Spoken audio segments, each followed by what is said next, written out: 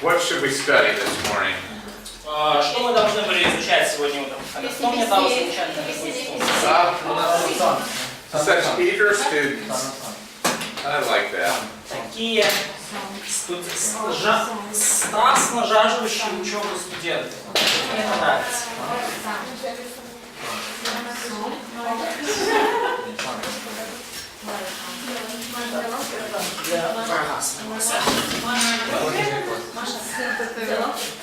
Андрей, как произносится песня песней? Song of Songs. Song of Songs. Песня песней. Song of Songs. Понял? Понимаешь? Understand? Why I? Не по-грецки. No I. Не по-грецки. Научил уже. We have. No, we have. Ну, типа, Oh, okay. Aha, yes. Good. Excellent. Napkins. Yes. Kleenex for crying. You need? Вы Он есть. ждите слез Okay. и плача. Кто-то уже плакал от кого? Этого предмета. So, did someone already write out on this subject, on this book during the study? Did someone already write out during the study of this book in your class? Oh, well, I taught it in my church 18 months ago. Я преподавал это в своей церкви 18 месяцев назад. And, well, you'll just have to wait and see whether you think it's worth crying about. Ну, а вы просто подождите и посмотрите, ну, как бы, достойно ли оно того, чтобы под это дело расплакаться. А церковь плакала? А? Did someone in church cry out? Sure. Yes. От радости, от горя или от зависти? От счастья. What are the tears of joy, jealousy, happiness, sorrow? I'm not giving that away.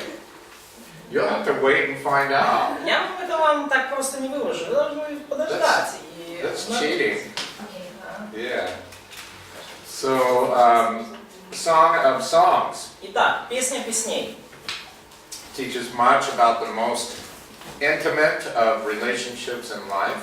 И она учит много о самых близких взаимоотношениях в жизни, The physical relationship between husband and wife. о физических взаимоотношениях между мужем и женой. It describes romance. И она описывает романтическое чувство, романтическую страсть. Physical desire. Она описывает физическое влечение. Times of miscommunication. Времена, когда пара не может найти общий язык. Physical consummation of the relationship. So the sexual relationship. Ну, сексуальные взаимоотношения. And one more thing right at the end. И еще одна вещь в самом конце. We'll talk about that later. И мы поговорим об этом позже. So the first benefit И первый, главная of польза, studying this book да, то есть вот среди пользы, которую вам может принести эта книга, вот первый момент. is the observation of the beauty of the physical relationship between husband and wife.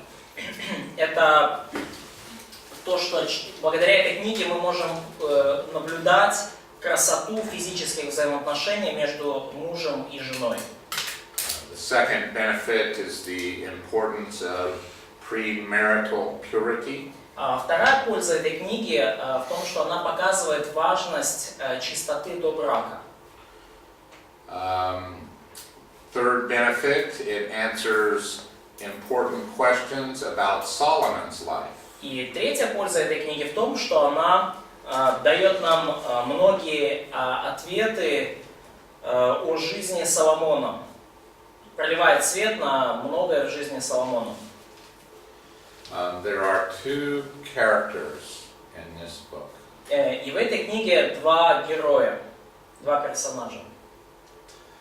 There is Solomon, Это Соломон, and there is his beloved. и его возлюбленная. Some say there are 3 characters. Некоторые говорят о том, что персонажей 3. However, and the third character is a shepherd. И третий персонаж это некий пастух. However, Solomon was a shepherd. Но так или иначе, Соломон-то и сам был пастухом. Let's go to Ecclesiastes 2:4. Давайте откроем Экклезиаст 2:4.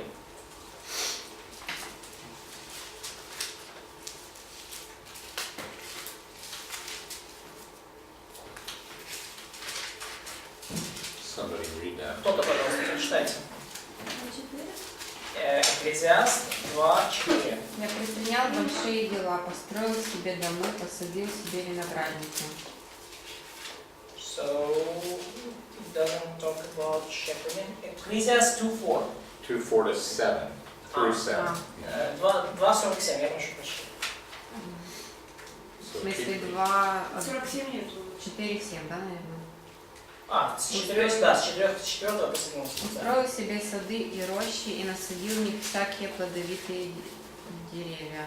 Сделал себе водоемы для орошения из них рощей, произвращающих деревья. Приобрел себе слуг и служанок, и домочадцы были у меня. Также крупного и мелкого скота было у меня больше, нежели у всех, бывших прежде меня в Иерусалиме. Okay, so he possessed flocks. Итак, он владел стадами. So who was Solomon's father? Кто был отец Соломона? Давид. David. So, and what did he do for a living И чем Давид зарабатывал себе на жизнь? before he became king? До того, как устроился на работу царем. Пастух. He was a shepherd. Он был пастух. So fathers like to teach their sons about the things they've done in life. И отцам нравится учить сыновей тому, чем они занимались вообще по жизни. And so I think it's likely that Solomon learned about shepherding from his dad. И я думаю, что вполне вероятно, что Соломон узнал о пастушеском ремесле от своего отца. So Solomon was a shepherd and knew about shepherding. Итак, Соломон был пастухом и много знал о пастушеском деле. And so he, I think, is the shepherd of the Song of Songs. И я думаю, что именно он является тем пастухом в книге «Песни песней». Let's talk about the greatness of Solomon. И давайте поговорим о величии Соломона. In 1 Kings 4, 3 Царств 4. 29 to 34. 29 to 29-34.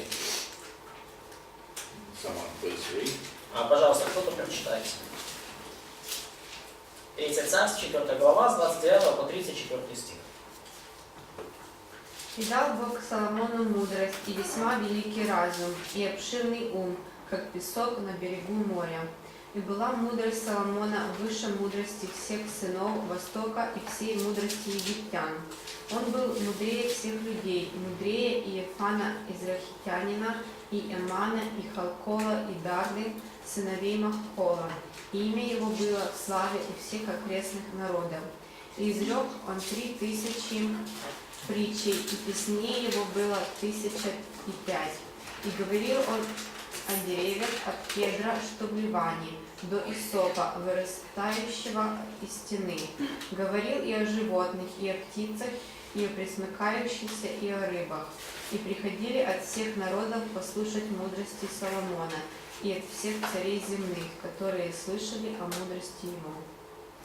So let's make a distinction between intelligence and wisdom. И давайте сделаем определенное разделение между интеллектуальным уровнем интеллекта и мудростью. You understand this, right? Понимаете ли вы это, да? Разницу между интеллектом и мудростью. Not everyone is smart, but anyone can be wise. Не все могут быть умны в плане высокого интеллекта, но каждый может быть мудрым. And so Solomon was both. И в Соломоне сочеталось и то, и другое. He had a very high intellect. И его уровень интеллекта был очень высоким, and he also had wisdom. но также у него была мудрость. He wrote the book of Proverbs, most of the book of Proverbs. И он написал большую часть книги притч.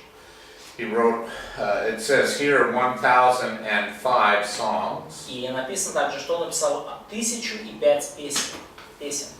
And in the book of Proverbs, we only have a small percentage of his overall proverbs that he spoke. И в книге притч мы видим всего лишь маленький процент всех притчей, которые он изрек. He understood the natural sciences. И он, похоже, хорошо разбирался в естественных науках. He understood botany, И понимал, например, ботанику, zoology, зоологию, ornithology, орнитологию, науку о птицах, and what's fishology? Ichthyology. Yes, right, ichthyology. И Yes. теологию тоже, наука Ichthyology. о рыбах. And he understood the science of creeping things. И также понимал, вот это, Probably entomology is what we say, a study of insects, да, энтомологию, то есть наука, изучающая насекомых и пресмыкающихся. or if creeping things are fish, then herpetology, snakes, herpetology. Да, а For когда snakes, речь yeah. о змеях, то герпетология. So he was the greatest scientist of his time. И он был одним из величайших ученых того времени, таким образом. In our modern world, since the Great Enlightenment, И в нашем современном мире, начиная с эпохи Просвещения, we have made science and spirituality separate. мы, то есть в нашем мире, начиная с эпохи Просвещения, наука и духовная жизнь, они разделились. It's true in Ukraine, isn't it, that secular life and spiritual life are two different things. То есть это, наверное, верно и в Украине, что духовная жизнь и светская жизнь — это две разные вещи, две разные. And the sciences and spirituality are separate things. Точно так же, как наука и духовность, это они в разных плоскостях находятся. Who is the greatest scientist, though? Но кто великий ученый? He's the one who understands the Word of God Великий ученый тот, кто понимает Божье Слово, and spiritual things. и тот, кто понимает духовные вещи. And so he relates the natural world to his relationship with God. И он связывает естественный мир, который он исследует, со своими отношениями с Богом. In verse 34 it says, men came from all peoples to hear the wisdom of Solomon. И в 34 стихе сказано, что приходили от всех народов послушать мудрости Соломона.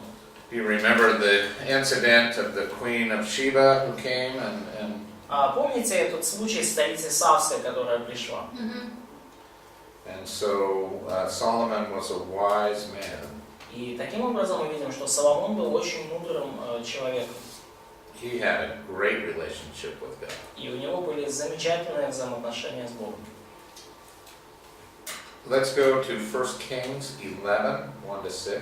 И давайте откроем 1 Царств 11, 3 Царство 11, с 1 по 6 стих. And let's read that. Давайте. В украинской Библии 1 Царство. И полюбил царь Соломон многих чужеземных женщин, кроме дочерей фараоновых, мовитянок, аммонитянок, идумеянок, сидонянок, хеттиянок. Из тех народов, о которых Господь сказал сынам Израилю, не входите к ним, и они пусть не входят к вам, чтобы они не склонили сердце вашего к своим богам. К ним прилепился Соломон любовью.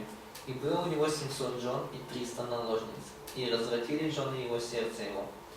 Во время старости Соломона жены его склонили сердце его к иным богам, и сердце его не было вполне предано Господу, Богу своему, как сердце Давида, отца его. И стал Соломон служить Астарте, божеству Сидонскому и Милхому, мерзости аммонитянской. И делал Соломон неугодное перед очами Господа, и не вполне последовал Господу, как Давид, отец его. What happened? Что случилось? It doesn't sound like a wise man to me. Это, кажется, это не выглядит как поведение мудрого человека. По крайней мере, мне так кажется. Does it sound like a wise man to you? Выглядит ли это для вас как поведение мудрого человека? Ladies, doesn't that sound like a great guy to marry? Милые дамы, похож ли этот человек на отличную кандидатуру для брака? Maybe not. I would be disappointed if you married a guy like that. Я бы был разочарован, если бы вы вышли замуж за подобного товарища. Okay, so let's talk about the writings of Solomon. И давайте поговорим сейчас о том, что написал Соломон. When he was young, he wrote the Song of Solomon. И когда он был молод, он написал песни песней. When he was older, he wrote the Proverbs.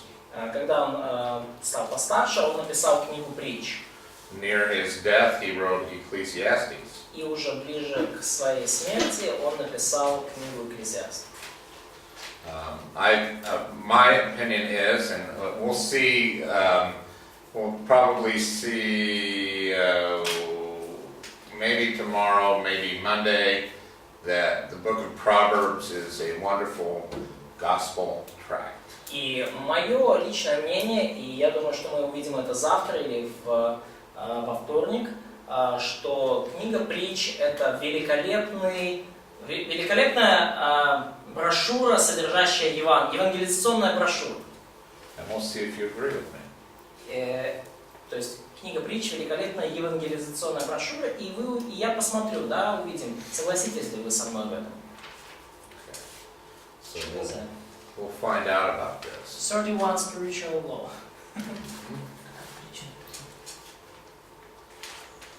So let's talk next about. First of all, I just want to say, this seems mysterious to me. И прежде всего я вот что хочу сказать. Для меня это кажется тайной. How can such a wise and brilliant man be so stupid about women? Как такой мудрый и потрясающе умный, интеллектуально развитый человек мог оказаться таким идиотом в отношении женщин? And how can such a wise and brilliant man be, a wise and brilliant man who prayed such wonderful prayers? И как такой мудрый, интеллектуально развитый мужчина, который молился такими чудесными молитвами? Do you remember Solomon's prayer of dedication? Помните ли вы молитву Соломона при посвящении храма? Let's go to 1 Kings 8:22. Давайте откроем 3 царство и 1 царство украинской Библии 8:22. We won't read all of this Не будем все читать, because it goes on for 40 verses. потому что 40 стихов длится эта молитва. But let's read down through verse 26. Давайте прочитаем с 22 по 26 стих. І став Соломон перед Господнім жертвенником напроти всього Ізраїлевого збору, і простяг руки свої до неба та сказав: Господи Боже Ізраїля, нема подібного тобі Бога на небесах угорі та на землі долі.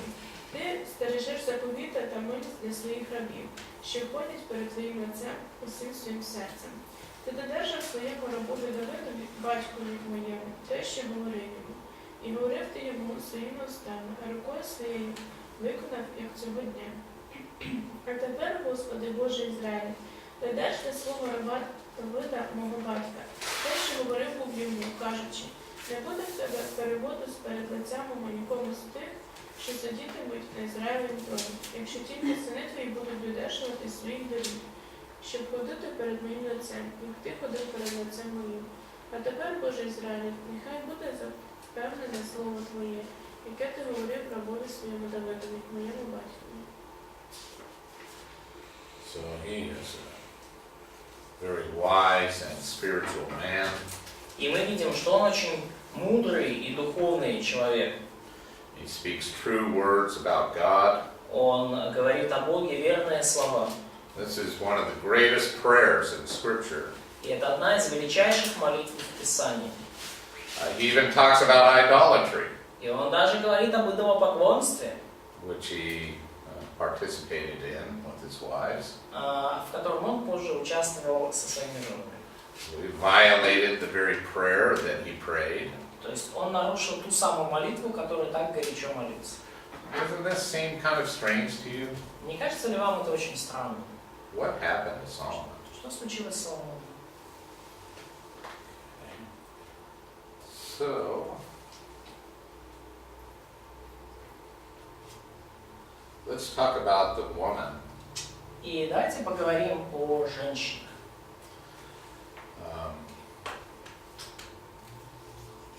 Any guesses who she is? Точнее, о About the Lady in Song of Songs, yes. Поговорим точнее о той юной леди, которую мы видим в книге «Песни песней». Есть ли какие-то предположения, кто бы это мог быть? Кто героиня «Песни песней»? Может, первая жена? Maybe his first wife. Even before Pharaoh's daughter, he had a wife. Да, то есть даже до того, как он женился на дочери фараона, у него была жена. Okay. Do you know her name? Знаете ли вы ее имя? Соломита или Соломита? The Shulamite woman? А? Shulamite. Да, That's what you're Суламит. saying? Суламит. Okay. Let's go to Song of Solomon, chapter 1, verse 16. Давайте откроем Песню песней, 1 глава, 16 стих. Chapter 1, verse 16, yes? Yeah.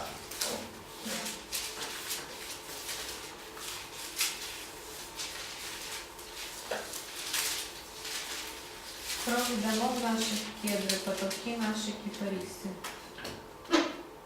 So, is it about cedars, which are roofs of our house? Let's see, Song of Solomon 1:16 should be about how beautiful you are, my beloved, and so pleasant indeed our couch is luxuriant. 15, да.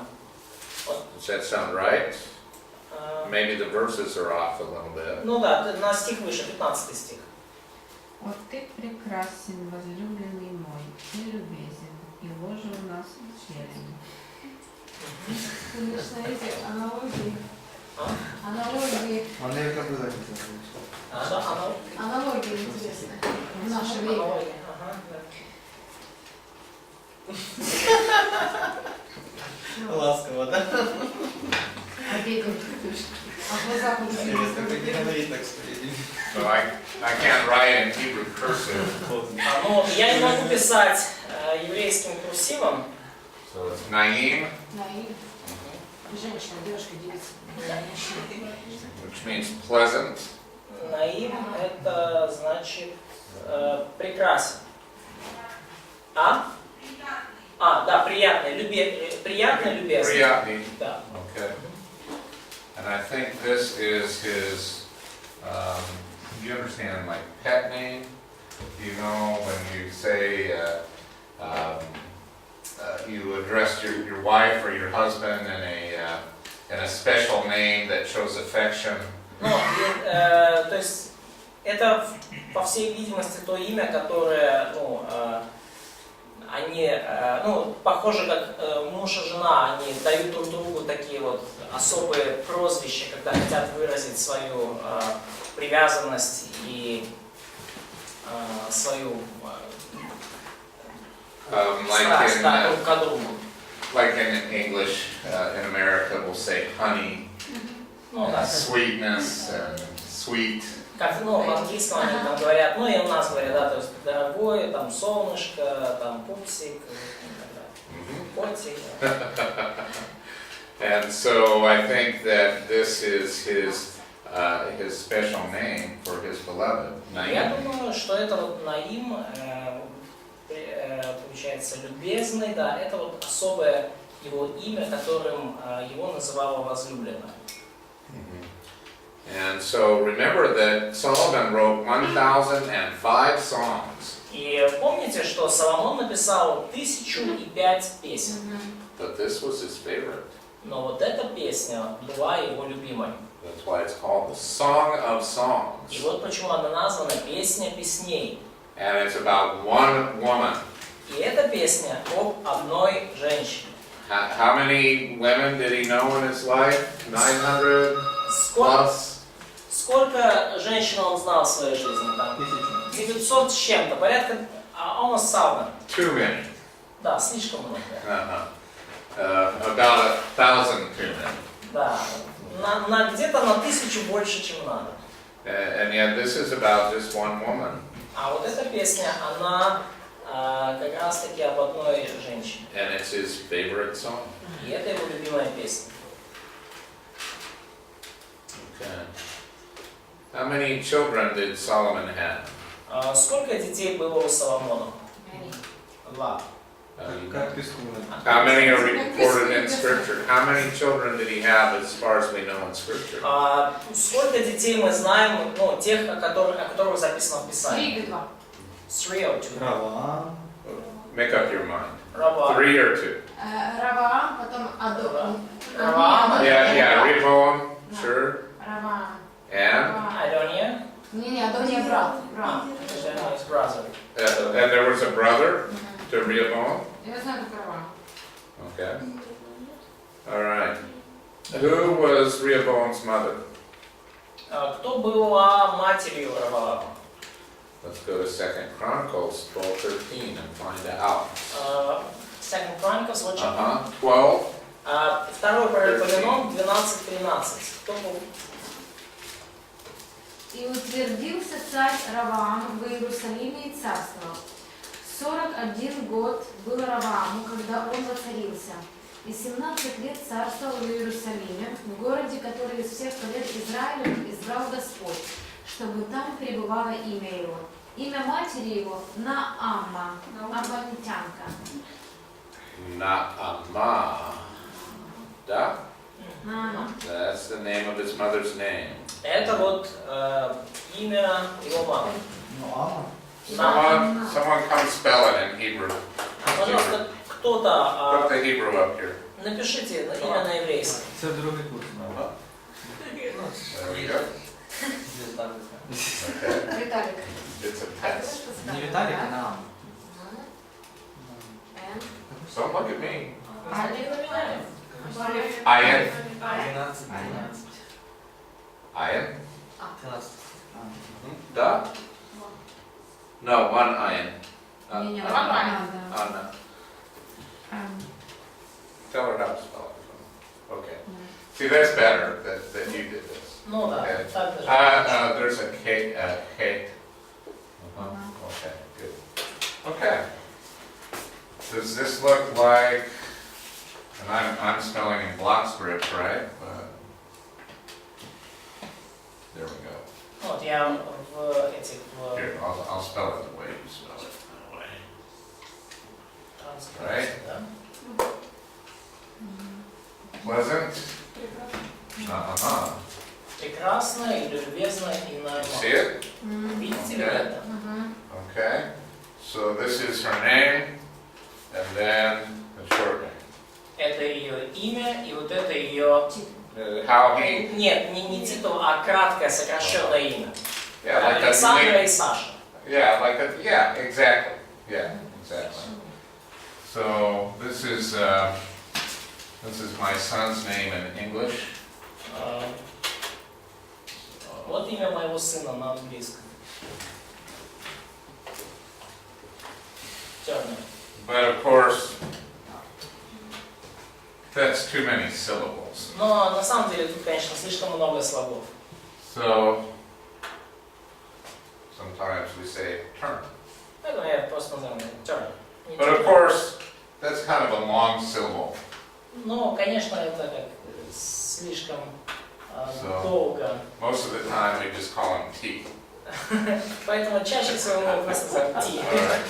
So Naama, Naim. Поэтому Наама, Наим.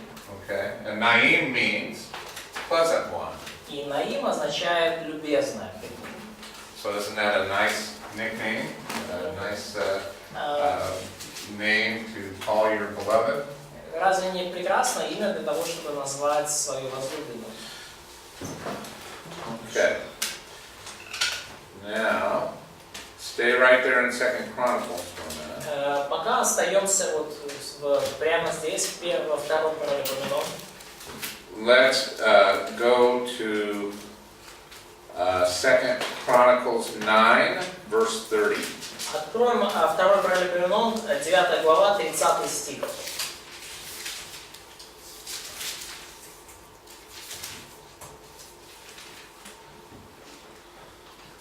So Solomon reigned 40 years in Jerusalem.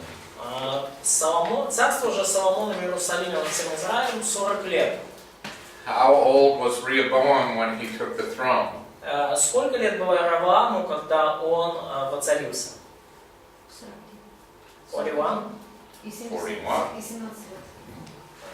40, что, 17? Правильно, 17 лет. Yeah, 41, and he ruled 17 years. Okay. So he was 41 years old. То есть ему было 41 год. So now Solomon reigned 40 years. И Соломон правил еще 40 лет. So Rehoboam was 1 year old when Solomon took the throne. И Равааму был 1 год, Да? когда Соломон воцарился. Да? Okay. So he was 1 when Solomon took the throne. Ему было уже годик, когда Соломон стал царем. He was conceived and born before Solomon became a king. Он был зачат и рожден еще до того, как Соломон воцарился. Okay. Да? Да? All right. So Naamah is before Pharaoh's daughter. И поэтому Наама, скорее всего, Наама была до дочери фараона. Да? Да? Okay. All right.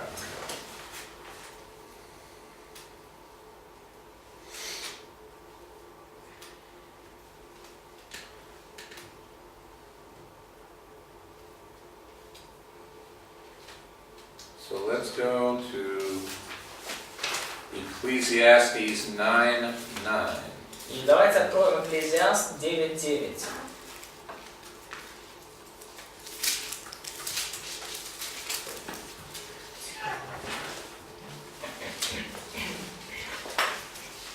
Экклезиаст 9:9. Наслаждайся жизнью с женой, которую любишь, во все дни суетной жизни твоей, и которую дал тебе Бог под солнцем на все суетные дни твои, потому что это доля твоя в жизни и в трудах твоих, какими ты трудишься под солнцем. Okay. What a strange thing for a guy like Solomon to write. Довольно странная идея для человека, подобного Соломону. Enjoy all those days with the woman you love. Наслаждайся жизнью с женой, которую любишь.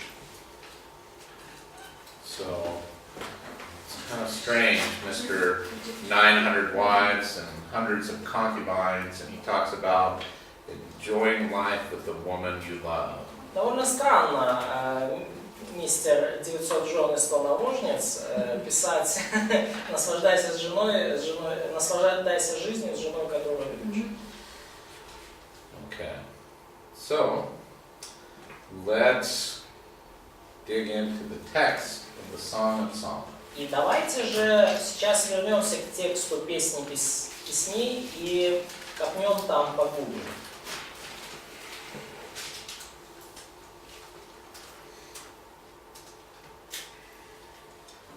Ну, по-моему, 700 жен, 300 наложниц, да? Probably maybe there were 700 wives and 300 concubines. Yeah. We'll just round off to 1,000. Ну, хорошо. Так или иначе, сведем к 1000. Округлим до 1000. Who's counting? На таких масштабах уже сотня туда, сотня сюда значения не имеет. Yeah, we have so many, who's counting? Да, слишком много, чтобы сосчитать. So let's talk about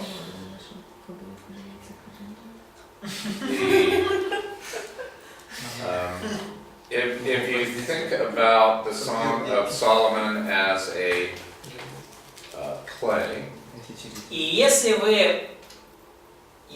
вы подумаете о песне песней как о пьесе, как о, скажем так, театральной постановке, да, there are 5 acts. то здесь мы видим 5 актов, 5, вы знаете, да, в пьесе есть акты, акт первый и так далее. Okay, so it's not chronological. И это не хронологическое повествование. It jumps around in their relationship. Jumps around back and Но forth in time. все вот эти вот, скажем так, акты, все эти действия, они так или иначе связаны с их взаимоотношениями. Но они при этом не хронологичны. Yeah, not chronological. Не хронологичны, то есть они не развиваются. So act number 1. Итак, действие первое. Chapter 1 verse 2 to chapter 2 verse 7. Chapter 1 verse 2. 1-2 to chapter 2 verse 7. That's act 1. Да, значит, действие первое с 1 глава 2 стих до 2 главы 7 стих. Или даже с 1 главы 1 стих. It's about the wedding. Итак, 1 глава 1 стих до 2 главы 2 главы 7 стих это о свадьбе.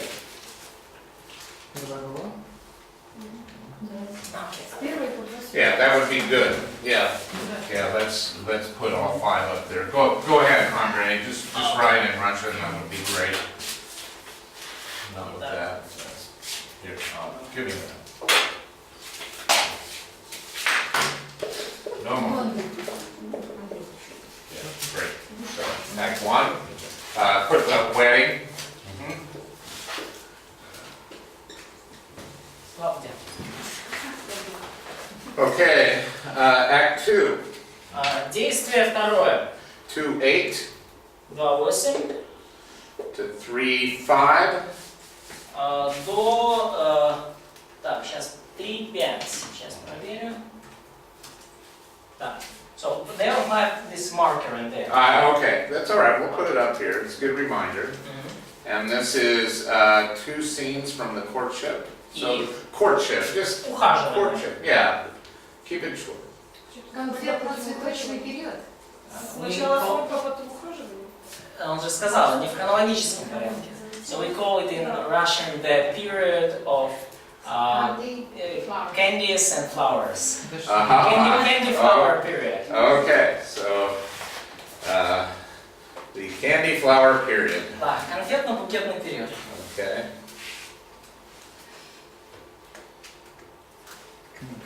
This is a very hazardous time for Solomon and his beloved. И это очень насыщенное время для... Обычно самый дорогой период. Ну да, это достаточно рискованное, на самом деле, рискованное, опасное время для Соломона и его возлюбленной. Свадьба и после свадьбы это намного дороже. Путешествия. They just trying to count how expensive it was for Solomon before and after. Very, of course. It's always very expensive. Это всегда дорого. It's much more than you can afford, and it's always worth it. Это намного больше, чем вы можете себе позволить, и всегда оно стоит того. Второе? So, courtship or marriage? Или все? Why make a distinction? Зачем делать такое разделение? So, Act 3, Действие третье. the wedding night. Брачная ночь. So we're just going to skip over that. You don't need to know about that. Right? Ну, мы это просто пропустим, вам это знать не надо. Oh, maybe you will. А что это последнее? So, 3:6. 3:6 to 5:1. Hey, it's in the Bible. It's okay. Так, друзья, это в Библии. Все нормально. So, Sergey asked, is it till the end of the book? Так, друзья, Yes, 5:1. да, до 5 главы 1 стиха. So, the end is drink and imbibe deeply all hours. Yes? If you want to say that, sure. Yeah, is it the end mark? Yes. Yep, okay. So, Act 4, Действие четвертое. a misunderstanding. А, A misunderstanding. Недопонимание. Типа конфликт, да? Ну, can I say family conflict? Yeah, yeah. Nice. Marital conflict. Да, maybe. семейная ссора. Yeah, yeah, yeah. Conflict. Она, по-моему, больше, чем надо. Семейная ссора 5:2 8:4. до 6:4. Excellent. Как всегда. Так, фишка в том, что она сама начудила, и потом сама пошла его возвращать. So, and it's interesting that the lady was guilty and then she came to try to get him back. Yeah.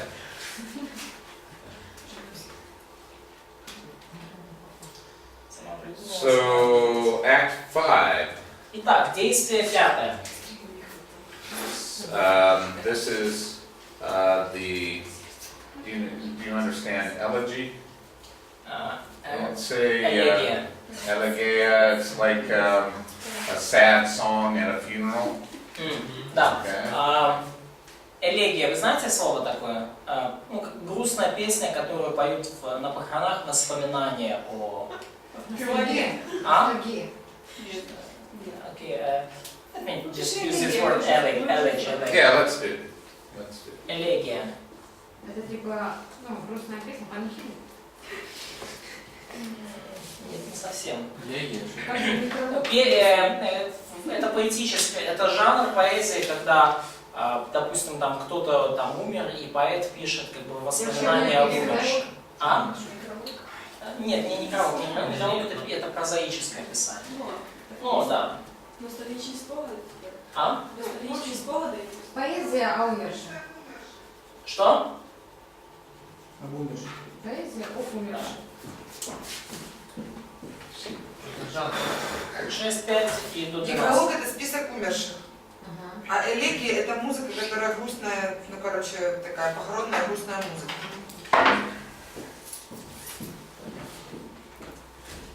So, in the United States, И в Соединенных Штатах we have a system for rating our movies for audiences. у нас есть определенная система, по которой фильмы ну, ставят им как бы рейтинги, да, для публики. То есть там до 16, ну вот мы говорим, что до 16, до 12, до 18, а они как бы специальными буквами это делают. So we have general audience, Значит, G это ну, general, общая аудитория, and then PG это то есть для всех, для общего просмотра. for parental guidance. Значит, для, скажем так, фильмы, которые можно посещать вместе с родителями. Это там перепутано что такое, да? And then we have parental guidance, but if your child is under 13, strong caution. Да, но также есть фильмы, как бы, да, их посещают только с родителями, но дети от 13. Если до 13, то предупреждение. And then we have rated R, and this means if you're under 17, you're not supposed to see this. И также есть фильмы с категории R, и означает, что если вам меньше 17, вам нельзя это смотреть. So if you're 13 years old, these are the movies you want to see. И, конечно же, когда вам 13, то это именно те фильмы, которые вам больше всего смотреть хочется. You know, because. Потому что вот. And then down here we have what we're not going to talk about, but rated X, you know, the adult movie only, okay? Далее идут фильмы, о которых нам вообще не стоит говорить, но это фильмы по категории X, то есть это фильмы для взрослых. So the Song of Solomon is somewhere in between here and here. И песня песней, она где-то вот между вот то, что вот с 13 лет с родителями и лишь с 17 лет. Она где-то вот в этом диапазоне. So you need to call your parents before we go any further. Поэтому позвоните, пожалуйста, вашим родителям, прежде чем мы будем изучать дальше. You know, it all depends. They all more than 17. Oh, okay. All right. Everybody's over 17? Всем здесь больше 17. Okay. So we're okay. You know, people make a big deal out of the Song of Solomon and they're afraid of it. Но, конечно же, люди очень боятся часто песни песней, и они просто там раздувают из мухи слона. And some people use their imaginations to read into the text what's not really there. И некоторые люди используют свое богатое воображение, чтобы вычитывать в тексте нечто, чего там нет.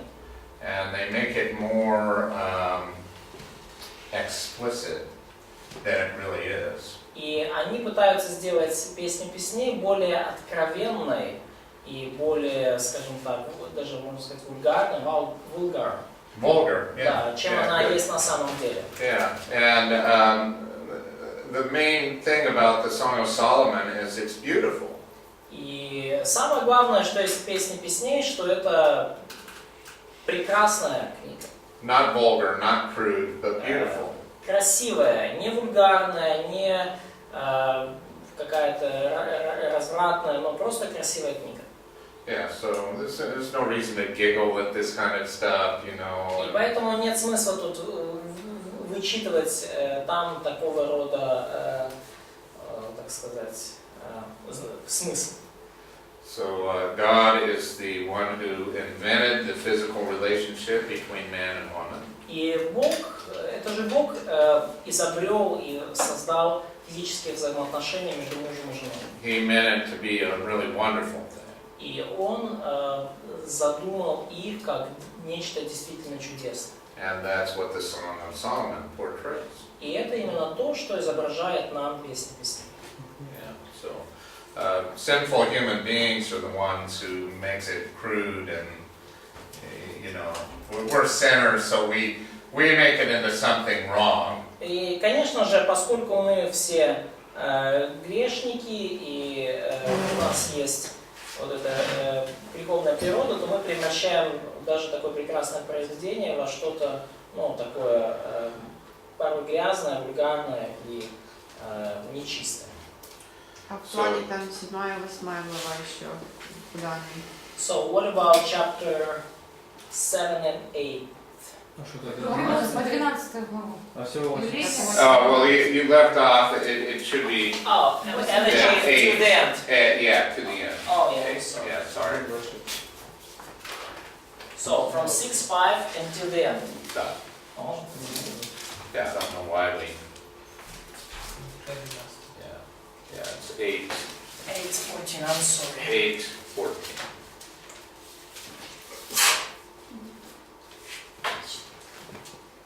Они из 8, 8.5 может быть и 8.14, потому что я как-то по смыслу не очень. Maybe from chapter 8, maybe from 8:5, this elegy starts.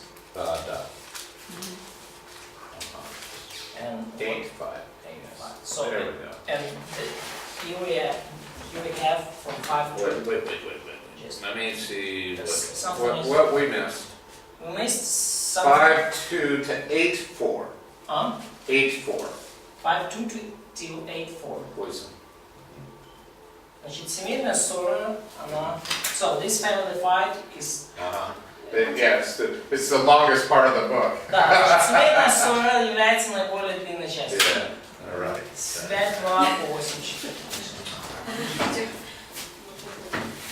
So we don't have a problem reading these things out loud. И поэтому у нас, я думаю, не будет проблем, когда мы будем читать вслух все эти вещи. I hope it'll be okay. Я надеюсь, что все будет нормально. And if we feel awkward, we'll get over it. И если мы себя почувствуем немножко странно, то мы можем что-то пропустить. So let's go back to the wedding of Solomon and Naaman. Итак, давайте перейдем к свадьбе Соломона и Наамы. Let's read Ну, этот перевод, конечно, еще раз. Я тоже современно читаю, я Да, лучше современно читать. So maybe it's better again, да, давайте, Да, кому как удобно, да? но, да. Не, надо тогда корректировать задание. Не, так что, ну, объясни. So they are trying to, because some passages in Russian, traditional Russian secondary translation sounds awkward. So we're gonna maybe use, if you're reading Russian, we'll use modern translation, which is... whatever you need to do. Да, используйте все, что вам нужно. It's all right. Listen, one of the most important things, one of the most important messages in this book Послушайте, одна из самых важных вещей, одно из самых важных посланий в этой книге is not to inflame the physical passions before marriage. это то, что не стоит разжигать физическое влечение, физическую страсть до брака. So I suppose with all the single people in this class, we might run into danger of that by reading this book. И я надеюсь, что учитывая количество неженатых и незамужних в этом классе, мы не, так сказать, никого не подвергнем опасности, читая эту книгу. So we'll be careful. То есть мы будем осторожны. Yeah, let's just be careful. Не возбуждайте любви, пока она сама не пожелает. It's been 27 years since I've been single, so I forget. То есть, конечно, я был холостым уже 27 лет прошло с того времени, я уже подзабыл, каково. А вопрос, ну вот там, да, речь о физической страсти, а эмоциональной страсти, это что же ненормально до брака? So you said about physical desire and physical passion, but what about emotional passion and desire before marriage? Is it normal? Is it? It's normal. Да, это нормально. Это совершенно согласен. Being, we say being in love. Ну, мы же говорим это, да, быть влюбленным или быть в любви. Yeah. Crazy. Да. Поняла, да, беседу, да? Да. Okay. All right. So let's go to the wedding. We have a few minutes. Let's go to the wedding. Итак, у нас есть несколько минут. Давайте перейдем к санию свадьбы. Okay. Should we have women read the women's parts and men read the men's parts? Сделаем мы так, что сестры будут читать то, что говорят женщины, ну, женские отрывки, и братья то, что там. Or should we switch? Или мы будем как-то переключаться. Let's do it. Okay. Yes. Okay. If you're not afraid, I'm not afraid. So. Если вы не боитесь, я не боюсь. Yeah. So let's do verses 2 and 3. This is Naaman speaking. И давайте.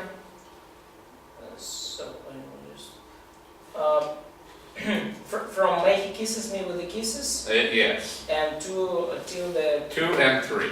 Yeah, значит, с 1 по 2 стих. Первый, второй стих. Я вижу. Прочитайте, кто-то из сестер. Before the maidens love you, yes? Yes. Yeah. А там типа правда. Соломонова пісня над піснями. Нехай він цілує мене поцілунками уст своїх, бо ліпші кохання твої від вина. Це українська перві второй. И третий, это значит следующий. На запах оливи твої запашні, твої імення, неначе олива розлита, тому діви кохають тебе.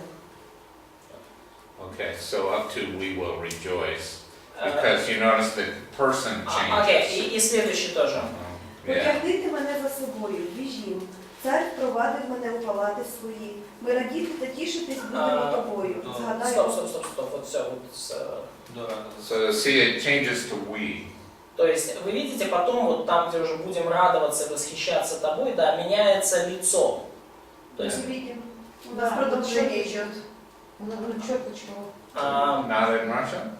maybe it's not clear. То есть веди меня за собой, да, то есть идет в первые два с половиной стиха, речь идет как бы от имени, там, целуй меня, веди меня, мой царь, веди меня в чертоги. Потом дальше меняется лицо, да, то есть уже будем радоваться и восхищаться тобой, то есть уже это другая часть, да, от другого лица говорится, да. А от коли кажуть, що цар провадив мене, це означає, що Соломон може бути царем чи що? So when it's written that the king has brought me into his chambers, does it say that Solomon is the king in this time already? Но тут у нас сказано, о мой царь, может это такое же отношение, как просто Alright, but yeah, this is good to talk about here. современный о мой царь. Ну, в любом случае, будем восхищаться, вот уже меняется. In the Hebrew, it's Hamelech. И в еврейском the king, yes. Hamelech. В еврейском царь это So, but we understand that this is about 2 or 3 years before he becomes king. Но мы понимаем, что речь идет о еще периоде за 2-3 года до того, как он стал царем. So, he is a prince. Он вообще-то тоже не абы кто, он принц в это время. He's a king in waiting. Он принц, он царь, который ожидает схождения на престол. I think in poetic language, sometimes you do this, where you know, even though he's not on the throne yet, he's still considered a king because he's the son of David. Ну и в поэтическом языке вы можете себе позволить такие обороты, потому что вы, хотя он и не царь в буквальном смысле, но поскольку он сын Давида, то его в поэтическом языке он может быть назван царем, потому что он потенциальный царь. Okay, so we'll stop there and take a break. И мы пока здесь остановимся и сделаем перерыв.